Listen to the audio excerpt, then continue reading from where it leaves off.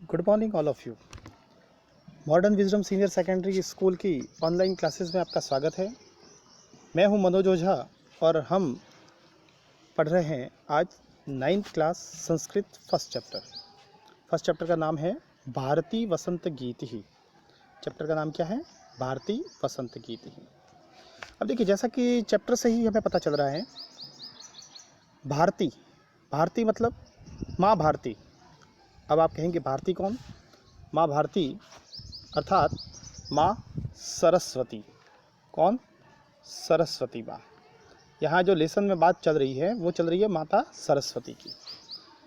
माँ सरस्वती जो है वो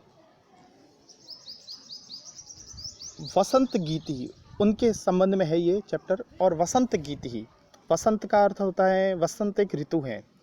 वैसे हम 3 ऋतुओं के बारे में तो जानते हैं, लेकिन टोटली अगर ऋतुएं देखें तो 6 ऋतुएं होती है और उसी में ही एक ऋतु होती है वसंत ऋतु। अगर हम अंग्रेजी महीनों की बात करें तो वसंत ऋतु आती है लगभग फरवरी महीने में। जैसा कि हम सबको विदित है, वसंत पंचमी, हम वसंत पंचमी को एक बड़े से त्यौहार के रूप में भी मनाते हैं। और अगर अंग्रेजी महीनों की बात करें, अगर हिंदी महीनों की बात करें तो लगभग ये चैत्र, फाल्गुन और चैत्र मास जो होता है उसमें वसंत ऋतु होती है। चलिए अब लेसन को शुरू करते हैं।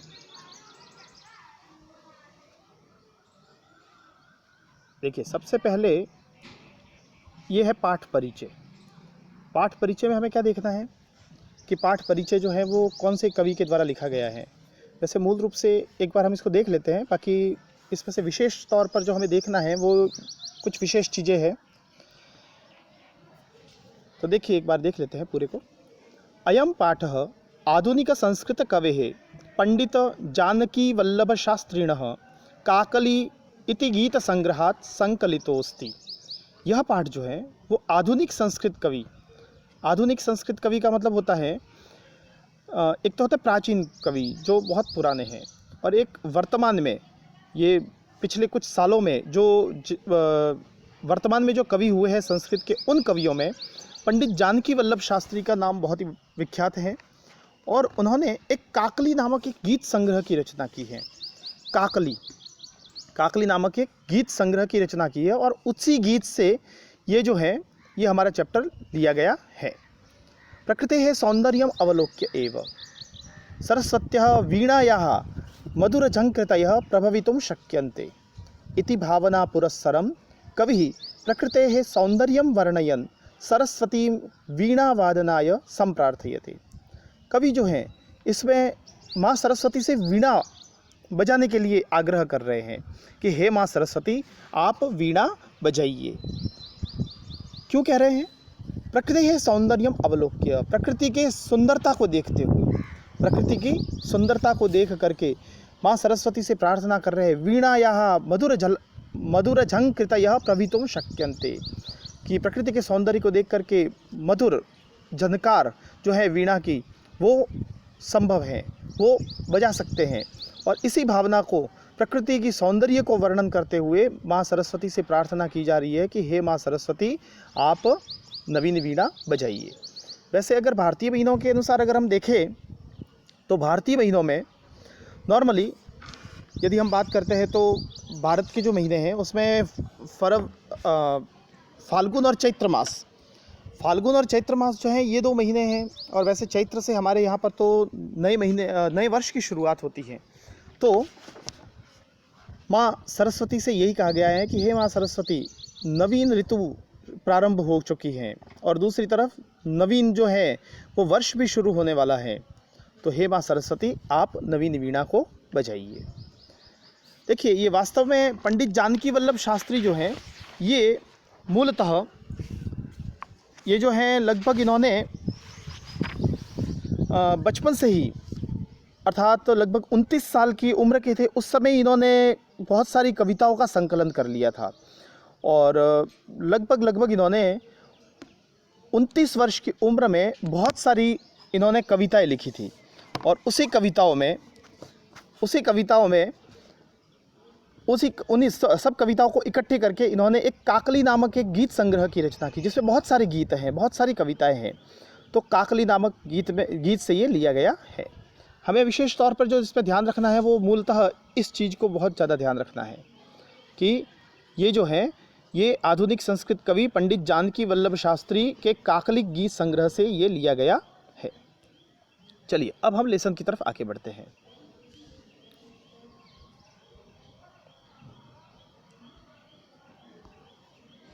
देखिए, भारतीय वसंत गीत ही पहला ही पद्य है, निनादय नवीनामये वाणी वीणां, निनादय नवीनामये वाणी वीणां, मृदुं गाय गीतिं ललितनीतिलीनां, मृदुं गाय गीतिं ललितनीतिलीनां। ये वास्तव में मुखड़ा है। मुखड़ा मतलब जैसे कोई भी आप गाना सुनते हैं तो उस गाने में क्या होता है कि कुछ समय के लिए कोई किसी भी गीत की शुरुआत होती है तो जो स्टार्टिंग के जो एक दो पंक्तियाँ होती है वो लगभग हर एक अंतरे के बाद में उसको फिर से गाया जाता है, उसको गुनगुनाया जाता है। उसी प्रकार से ये जो लाइनें हैं वो हर एक जो अंतर आएगा उसके बाद हमें ये गानी पड़ेगी। तो ये मुख्य जो है मुखड़ा इसको कहेंगे। निनादय नवीनामये वाणी वीणाम। अब देखिए इसमें से कुछ शब्द कठिन हैं तो उसका पहले अर्थ देख लेते हैं, शब्दार्थ देख लेते हैं। निनादय, निनादय का अर्थ होता है बजाओ। निनादय का अर्थ क्या होता है? बजाओ। वाणी, नवीनामये, नवीन वाणी, नवीन वाणी, वाणी अर्थात होता है सरस्वती। और वीणा, वीणा का मतलब होता है माँ सरस्वती के हाथों में वीणा जो एक वाद्य यंत्र है विद्यमान, जैसा कि हमने 8th क्लास में पढ़ा था। और हम जो माँ सरस्वती की प्रार्थना करते हैं उसमें भी आता है, या कुंदेन्दु तुषार हार धवला, या शुभ्र वस्त्रावृता, या वीणा वरदंड मंडित करा। जिसके हाथ में वीणा रूपी वाद्य यंत्र जो है वो सुशोभित है। तो यहाँ यही बताया गया है कि हे माँ सरस्वती। देखिए, वाणी का मतलब होता है सरस्वती और वीणा का मतलब माँ सरस्वती के हाथ में जो एक वीणा रूपी, जो माँ सरस्वती के हाथ में वीणा रूपी एक वाद्य यंत्र है, तो उसकी हम बात कर रहे हैं कि माँ सरस्वती के हाथ में क्या है? वीणा है। अब अगर बात करें आगे तो वाणी, वाणी का मतलब होता है सरस्वती। मृदु, मृदु का मतलब होता है कोमल, कोमल, सॉफ्ट। गाय गीतिम, गीत गाओ। ललित नीति नीनाम, अब ललित का मतलब होता है सुंदर, और नीति लीनाम, नीति से युक्त, नीति से लीन, नीति से ऐसी वीणा बजाओ जो नीति युक्त हो। तो देखिए इसके कुछ शब्द जो हैं। अब सबसे पहले तो हमें वास्तविकता में क्या है कि जब भी कोई पद्य पढ़ते हैं तो उस समय हमें उसका अन्वय देख लेना चाहिए। अब आप कहेंगे सर अन्वय, अन्वय का मतलब ये होता है, नॉर्मली हम जब भी कोई भी वीडियोस कुछ भी हम देखते हैं, जब भी हम कुछ भी कोई भी पद्य देखते हैं तो उस पद्य में क्या होता है एक्चुअली कि उसकी शब्द जो होते हैं, शब्दावली, वो कुछ अव्यवस्थित रूप से होती है, क्योंकि एक गाने के रूप से उसके शब्दों को सही छंदों के अनुसार पिरोया जाता है, उसको सही क्रम से जमाना। जैसे एक अगर हम सेंटेंस की बात करें तो सेंटेंस में क्या होता है वास्तव में कि जैसे पहले उसमें सब्जेक्ट होता है, उसके बाद में अगर हिंदी या संस्कृत की बात करूँ तो सब्जेक्ट, सब्जेक्ट के बाद में होता है ऑब्जेक्ट, और ऑब्जेक्ट के बाद में होता है वर्ब। ये स्ट्रक्चर चलता है। लेकिन जब भी हम एक गीत की बात करते हैं उस समय इस स्ट्रक्चर का ध्यान नहीं रखा जाता, और इसी स्ट्रक्चर को सही क्रम से जमाना, उसे ही हम कहते हैं अन्वय। अब देखिए इसमें क्या करना है हमें, पहले व्याकरणात्मक बिंदु देख लेते हैं। नवीनामये, ये देखिए यहाँ दो शब्द हैं, नवीनामये, नवीनम, नवीनाम प्लस अये, नवीनाम प्लस अये, ये दो शब्दों से मिलकर के बना है। निनादय, निनादय ये लोट लकार का है, मध्य पुरुष एक वचन। और गाय, गाय जो है ये गई धातु से बना हुआ है, गाय अर्थात गाना। तो इस प्रकार से ये व्याकरणात्मक बिंदु हैं। अब देखिए इसके अन्वय की बात करते हैं। अये वाणी, अये वाणी, अये वाणी, अये यानी हे वाणी। नवीनाम वीणाम निनादय, नवीन वीणा को बजाइए, बजाओ। नवीनाम वीणाम, नवीन वीणा बजाइए। अब नवीन वीणा का मतलब ये नहीं होता कि जब भी हम माँ सरस्वती से प्रार्थना करते हैं कि हे माँ सरस्वती आप वीणा बजाइए, तो हर समय ऐसा नहीं है कि नई नई वीणा ला करके बजाना है। उसमें एक मधुर राग बजाइए, एक नया राग बजाइए। नवीनाम वीणाम निनादय ललित नीति नीनाम गीतिम मृदुम गाय। और साथ ही साथ आप नीति से युक्त वचन जो है वो भी, और बड़े ही कोमल, सरल, सुंदर ऐसे मधुर गीतों को भी गाइए। देखिए इसका हिंदी अर्थ देख लेते हैं कि हे वाणी, हे माँ सरस्वती, नवीन वीणा को बजाओ। हे माँ सरस्वती आप नई वीणा को बजाइए, और जो कैसी हो, ललित नीति, जो सुंदर नीति से युक्त हो, ऐसा जो गीत है वो मधुर गीत भी आप साथ में गाइए। तो एक बार फिर से इसको देख लेते हैं। निनादय नवीनामये वाणी वीणाम मृदुम गाय गीतिम ललित नीति लीनाम। देखिए बहुत ही सुंदर है कि हे माँ सरस्वती आप क्या कीजिए, आप नवीन वीणा को बजाइए जो सुंदर नीति से युक्त हो, ऐसा साथ में मधुर गान भी कीजिए, नया गाना भी गाइए। अब देखिए दूसरा, अब इसके अंतरे, जो अंतरे वाला भाग है वो हम देखते हैं। पद्य की दृष्टि से बात करें तो दूसरा पद्य होगा ये। मधुर मंजरी पिंजरी भूतमालः, मधुर मंजरी पिंजरी भूतमालः, वसन्ते लसन्तीह सरसारसालः, वसन्ते लसन्तीह सरसारसालः, कलापः ललितकोकिलाकाकलीनां, कलापः ललितकोकिलाकाकलीनां, निनादय नवीनामये वाणी वीणाम। हे माँ सरस्वती आप नवीन वीणा बजाइए। देखिए शब्दार्थ देख लेते हैं। मधुर मंजरी, मंजरी का मतलब होता है आम्र पुष्प। अब ये आम्र पुष्प क्या होता है, जब भी कोई वृक्ष होता है जो फल देने वाला होता है तो उस समय उस पर कुछ छोटे छोटे फूल निकलते हैं, छोटे छोटे फूल निकलते हैं। तो उन्हीं फूलों को, आम के वृक्ष पर लगने वाले फूलों को क्या कहते हैं हम, आम्र वृक्ष। वैसे इन फूलों का जो रंग होता है वो पीले रंग का होता है, आगे शब्दार्थ में आएगा। पिंजरी, पिंजरी का मतलब होता है पीला या पीली, पीला वर्ण, पीले रंग, येलो। भूतमाला, माला, माला किसे कहते हैं, पंक्ति। जैसे फॉर एग्जांपल एक माला हमें बनानी है तो इसमें अलग अलग प्रकार के फूल हमें लगाने पड़ेंगे। ये देखिए, अब ये जो माला है ये एक प्रकार से, ये फूलों, ये जो हमने गोल गोल जो बनाया है, ये मान लीजिए कि ये फूल है, तो ये फूलों की एक पंक्ति हो गई। तो भूतमाला अर्थात पंक्तियाँ। लसंती, लसंती लस धातु, बहुत ही सुंदर लगना, सुंदर लगती है। इह, इह का मतलब होता है यहाँ। सरसा, रस से युक्त, रस से युक्त का मतलब क्या होगा, रसवान। जैसे कोई भी चीज़, जैसे आम की अगर हम बात करें तो आम जो है वो रसीले होते हैं, रसीले मतलब रस से भरे हुए, तो ऐसे रस से युक्त। रसालाहा, रसालाहा का मतलब होता है आम के पेड़, रसालाहा का मतलब क्या होता है, आम के वृक्ष। कलापाहा, कलापाहा का मतलब होता है समूह, कलापाहा का मतलब क्या होता है, समूह।